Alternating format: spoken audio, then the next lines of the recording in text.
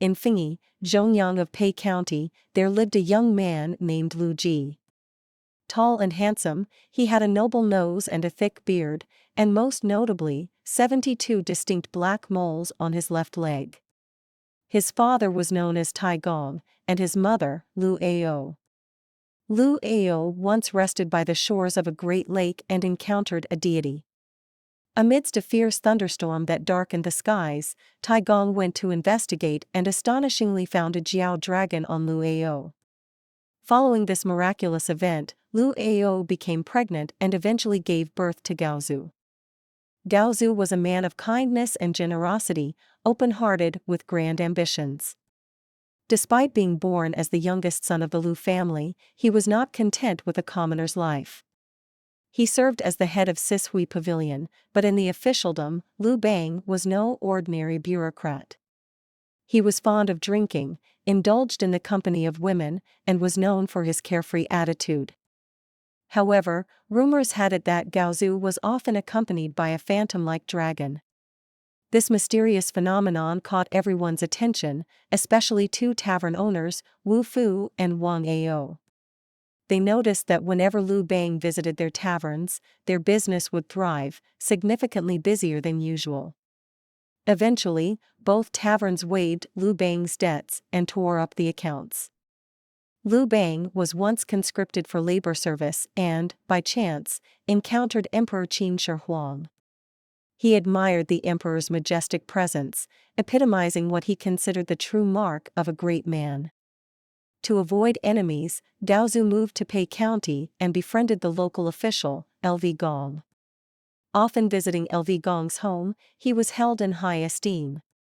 Lv Gong even proposed to marry his daughter, Liu Ho, to Liu Bang. Liu Ho later gave birth to Emperor Hui of Han and Princess Liu Yuan. Once, while Liu Bang was home on leave, he encountered Liu Ho and her children laboring in the fields. An elderly man passing by was warmly invited by Liu Ho to join them for dinner and to tell their fortunes. After the reading, he proclaimed Liu Ho a person of great importance and predicted a grand future for her children. When Liu Bang arrived, he also had his fortune told. The old man predicted that he, too, would become a person of great significance. Liu Bang was grateful for these words, but strangely, he could never find that mysterious old man again. Liu Bang later became a pavilion chief and was often seen wearing a bamboo hat, which led to the later term Liu-style hat. While escorting conscripts to Mount Li, many fled en route. In the marshlands west of Fengyi, Liu Bang released those he was escorting, and more than 10 people followed him in escape. They encountered a giant serpent blocking the road, which Liu Bang bravely killed. In the autumn of the first year of Qin Ershi's reign, Qin Shi initiated an uprising in Qixian and declared himself king in Qinxian, adopting the title Zhangchu.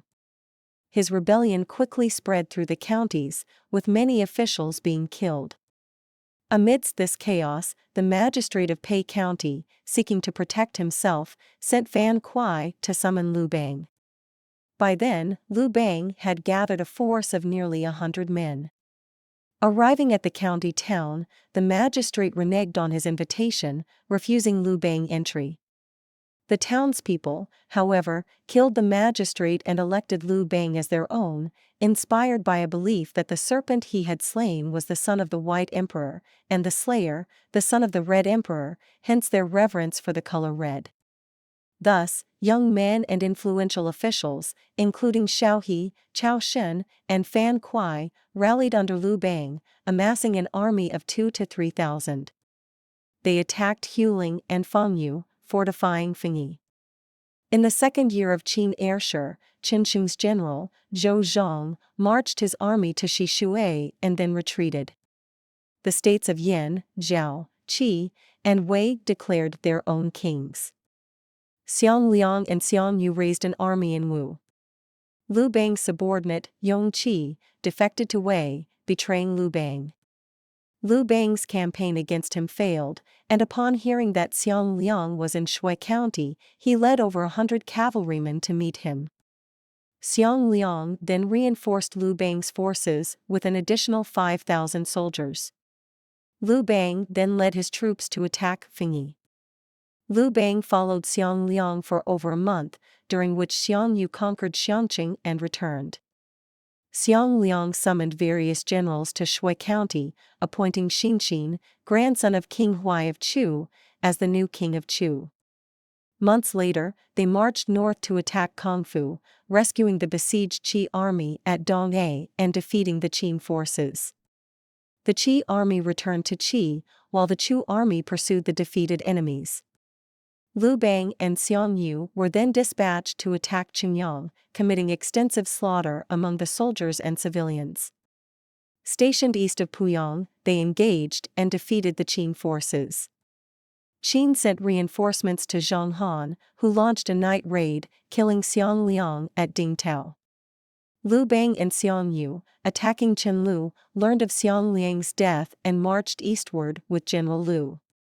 Lu Qin stationed himself east of Pengcheng, Xiang Yu west of Pengcheng, and Liu Bang in Dang.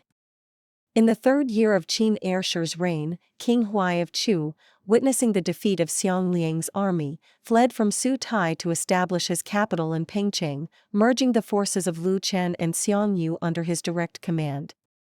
He appointed Liu Bang as the governor of Dang County and titled him Marquis of Wuan, commanding the army of Dang. Xiang Yu was titled Marquis of Chang'an, known as Lord of Lu.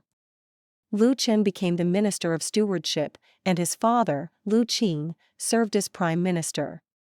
King Huai assigned Song Yi as the chief commander, Xiang Yu as the second, and Fanzing as the third, to head north and rescue Zhao. He commanded Liu Bang to head west and penetrate Guanzhong, with a pact among the generals: whoever first entered Guanzhong would be king there. Xiang Yu, upon killing Song Yi and replacing him as chief commander, gained the allegiance of many generals. When Zhao Gao assassinated Qin Ershi, envoys were sent to Liu Bang to negotiate a division of Guanzhong into kingdoms. In October of the first year of the Han Dynasty, Liu Bang, following Zhang Liang's strategy, occupied Hanzhong before the other lords, only to be enraged in November upon hearing that Liu Bang had pacified Guanzhong. Xiang Yu, commanding an army of 400,000, claiming 1,000,000, far outnumbered Liu Bang's 100,000, claiming 200,000. By chance, Xiang Bo sought to save Zhang Liang, meeting him at night. Upon his return, Xiang Bo persuaded Xiang Yu to abandon his plan to attack Liu Bang. Liu Bang, with a cavalry of over 100, went to Hongmen to meet Xiang Yu and offered an apology. Thanks to the help of Fan Kuai and Zhang Liang, Liu Bang narrowly escaped. Xiang Yu, in Hanzhong, slaughtered the populace and burnt the palaces of Xianyang, leaving a trail of destruction in his wake. In January of the second year, Xiang Yu proclaimed himself the hegemon king of Western Chu, ruling over 9 prefectures of Liang and Chu, with his capital in Pengcheng. He bestowed upon Liu Bang the title of King of Han in the Basha region. Liu Bang, heeding Han Xian's advice, defeated Yong King Zhang Han and seized his territory, marking the beginning of the Chu-Han contention. 4 years later, after Han Xian captured the state of Qi, Liu Bang titled him King of Qi. The Chu and Han forces engaged in a prolonged standoff, with the outcome undecided, burdening the young and strong with warfare and the old and weak with transporting supplies. Han Wang and Xiang Yu stood across from each other at Guangwu-jian. Xiang Yu challenged Han Wang to a duel, which Liu Bang refused, berating Xiang Yu and listing his 10 crimes. Xiang Yu, in a rage, ambushed Han Wang with crossbows, injuring his chest. However, Han Wang, touching his foot, exclaimed, "That thief shot my toe." Bedridden from his injury, Liu Bang, with Zhang Liang's effort to reassure the troops, reluctantly got up to patrol and comfort his soldiers, stabilizing their morale. 5 years later, Liu Bang, along with the feudal lords, launched an attack on the Chu army, facing Xiang Yu in a decisive battle at Gaixia. The Chu forces, misled by the Han army singing songs of Chu, believed their homeland was conquered, leading to a total collapse. Ultimately, Xiang Yu committed suicide at the Wu River, ending the Chu-Han contention in Liu Bang's favor. In January of the second year, Liu Bang ascended as the emperor north of Sishui. He rewarded his meritorious subjects, stabilizing the realm and establishing his capital in Luoyang, with the feudal lords becoming his vassals. 12 years later, in April, Liu Bang died in Changlu Palace. During his 12-year reign as emperor, he quelled rebellions, campaigned against Dingbu, lightened the labor duties of the common people, and heeded the advice of his strategists. Such was the life of Emperor Gaozu of Han, the founding emperor of the Han Dynasty. Simi Qian, the author of Shiji, remarked, "The Xia dynasty's politics were simple and honest." The downside of simplicity and honesty was that it rendered the common people uncouth and lacking in manners, so the people of the Qin Dynasty adopted respect and emphasized dignity to replace it. The downside of respect and dignity was that it led the common people to superstition, so the people of the Zhou dynasty emphasized the hierarchy of ranks to replace it. The problem with emphasizing hierarchy was that it prevented people from being sincere with each other, so there was no better remedy than returning to the simple and honest ways of governance. The dynastic policies of Xia, Shang, and Zhou cycled and repeated, ending and beginning anew. Between the Zhou and Qin dynasties, the problems of emphasizing hierarchy were fully exposed. Emperor Qin Shi Huang of the Qin dynasty, instead of changing these practices, made his laws even more cruel, which was surely absurd.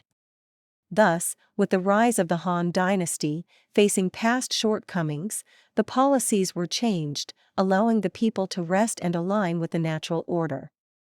Each year in October, the feudal lords were decreed to visit the capital to pay homage to the emperor.